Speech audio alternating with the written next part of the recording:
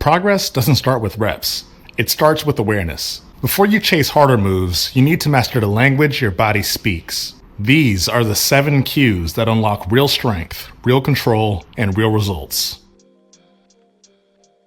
Number 1 is going to be scapular depression.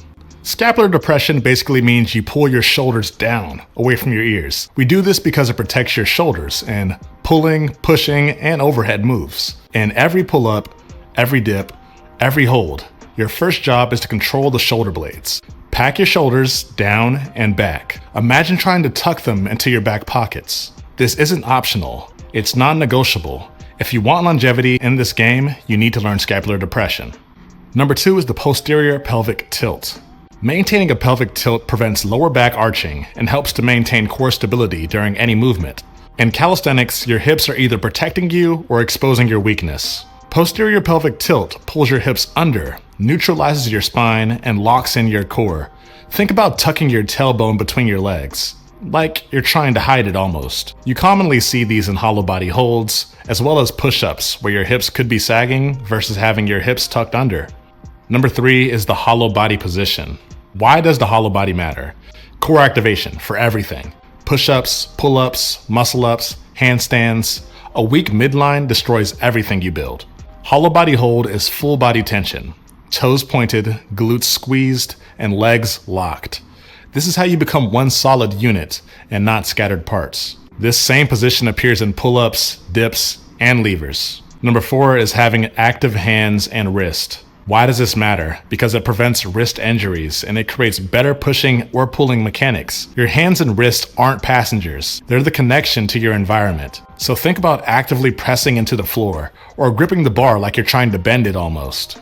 Passive wrist collapse and active wrist creates structure. Number 5 is going to be elbow tracking. This is how we protect our joints. Now, why does this matter? It's because it prevents unnecessary stress on the shoulders and the elbows. And this is seen commonly when we're doing push-ups and dips. Your elbows should move with your body and not flare out recklessly.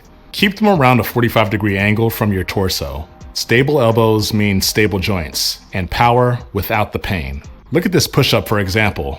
You see where I'm flaring? I'm putting a lot of stress on my shoulder joints when I should just be tucking them. And the same goes for these dips.